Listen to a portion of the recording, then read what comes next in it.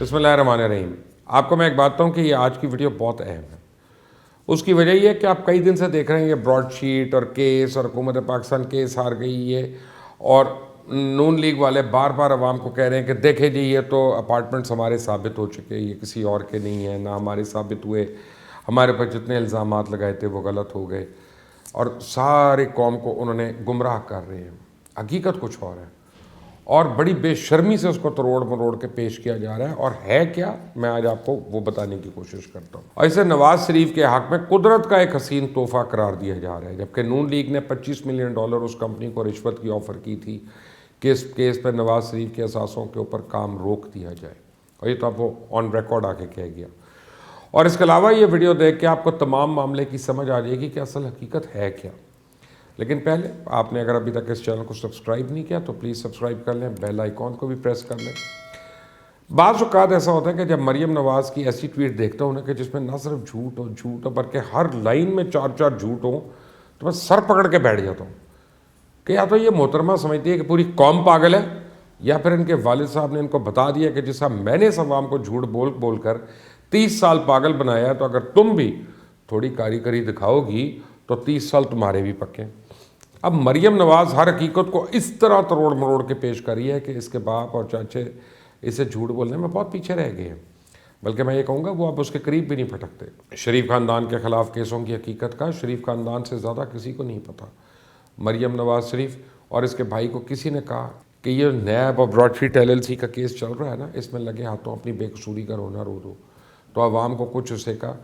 بے وقوف بنا دیں، اس میں بڑی مدد مل سکتی ہے، کیونکہ لوگوں کے پاس معاملات کی تہہ میں جانے کو نہ وقت ہے نہ اسٹیمنا ہے، تو بہتر ہے لوگوں کی ایک بڑی تعداد سنی سنائی پہ کان دھر لے گی اور انہیں گمراہ کرنا آسان ہے۔ اب مریم نواز شریف نے ٹویٹ کیا کی کہ براڈ شیٹ کمپنی کو نواز شریف کے خلاف مقدمات ڈھونڈنے کے لیے $2.87 کروڑ ادا کیے گئے، پھر بھی نااہلی، اقامے اور سزا کے لیے جج ارشد ملک کا سہارا لینا پڑا۔ استغفر اللہ۔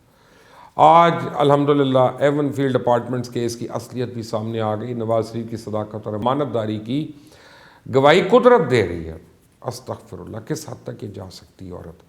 اور اب آپ اس سارے واقعے کا جاننے کی کوشش کریں گے تو جو میں آپ کو اس ویڈیو میں کلیئر کروں گا تو آپ بھی سر پکڑ کے بیٹھ جائیں گے کہ کہہ کیا رہی ہے بی بی، کس کے بارے میں کہہ رہی ہے۔ جو یہ فرما رہی ہیں اس کا تو اس واقعے سے دور دور کا کوئی تعلق نہیں ہے، اور یہ پرائی شادی میں عبداللہ دیوانہ والی بات ہے، یہ راگ کیوں الاپ رہی ہیں۔ اب اس ساری کہانی کو سمجھنے کے لیے آپ نے تمام باتیں اپنے ذہن میں رکھنی ہے کہ میری لنڈن تو کیا،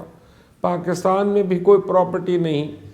اور پھر 1 ارب کی جائیداد کا خود تسلیم کرنا، اس کے بھائی کا ٹاک شو میں بیٹھ کے کہنا الحمدللہ لنڈن کے فلیٹ ہمارے ہیں، جبکہ ان کے چھوٹے بھائی حسین BBC کو 20 سال پہلے انٹرویو میں یہ کہہ چکے ہیں کہ یہ فلیٹ تو کرائے پہ ہیں،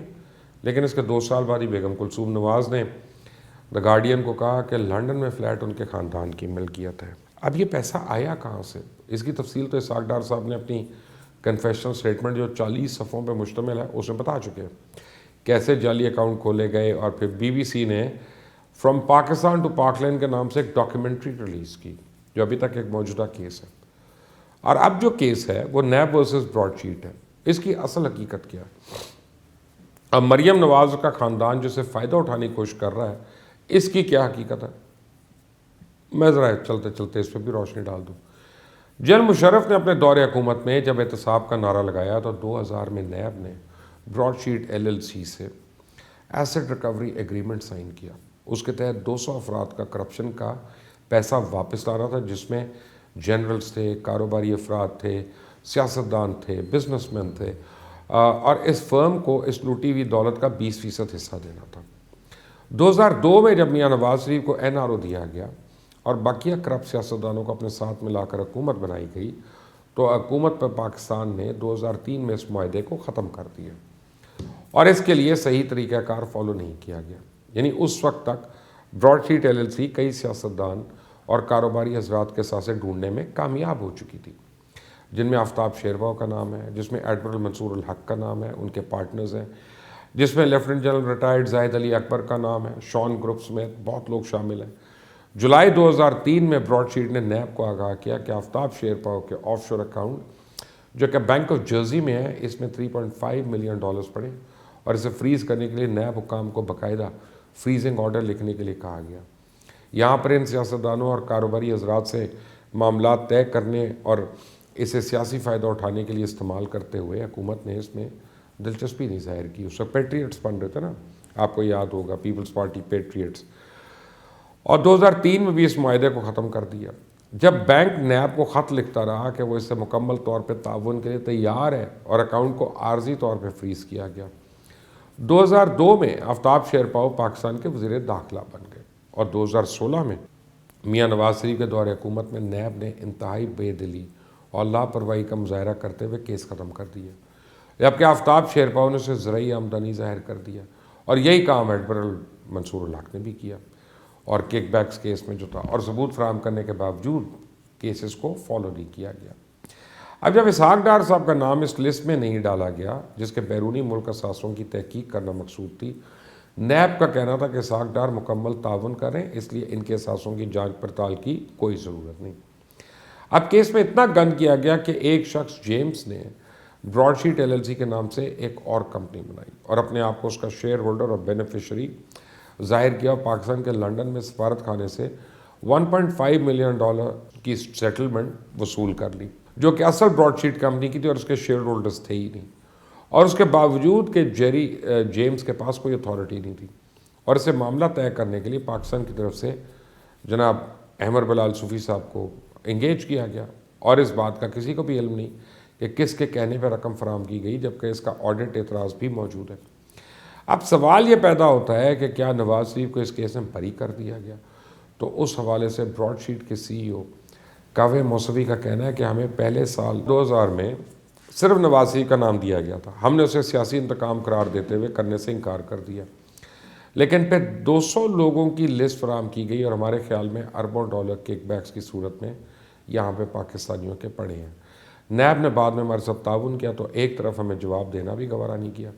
जल मुशर्रफ के दौरे बरतानिया के मौके पे जब उनसे रब्ता किया गया तो उनका कहना था कि अदालत ने मुझे इलेक्शन करवाने का कहा और तमाम डाकू लुटेरे फिर से इलेक्शन जीत के आ गए। अब उन्होंने इस मामले पे बेबसी का मुजाहरा किया और नवाज शरीफ के हवाले से बात करते हुए कहा, यानी ब्रॉडशीट के CEO का, कि हमारे पास इस हवाले से बेतहाशा सबूत मौजूद थे कि लंदन के फ्लैट चोरी के पैसों से खरीदे गए, लेकिन हमने जो इंक्वायरी की उस तरह के सबूतों पर पाकिस्तान की अदालत ने एक फ़ैसला किया, जिसके बाद हमने इस मामले पर मज़ीद तफ्तीश नहीं की। ब्रॉडशीट के CEO का कहना है कि 2012 में एक इंटरमीडियरी ने मियाँ नवाज शरीफ के ख़ानदान के बिहाफ पर रब्ता किया कि वो पैसे देने के लिए तैयार हैं अगर वो इनके हवाले से केसेस को छोड़ दें, तो जिस पर कंपनी ने उन्हें साफ इनकार कर दिया। जबकि ARY लंदन के रिपोर्टर फरीद कुरैशी का कहना है कि ब्रॉडशीट CEO कावे मौसवी कहते हैं कि अंजुम डार ने मुझसे मुलाकात की और ख़ुद को मियाँ नवाज शरीफ का भतीजा या भांजा बताया और कहा कि 25 मिलियन पाउंड ले लें, हमारे खिलाफ तहकीकात रोक दे। CEO ब्रॉडशीट कहते हैं, मैंने जवाब दिया, अंडर द टेबल डील नहीं करेंगे, अदालत के ज़रिए मामला करें।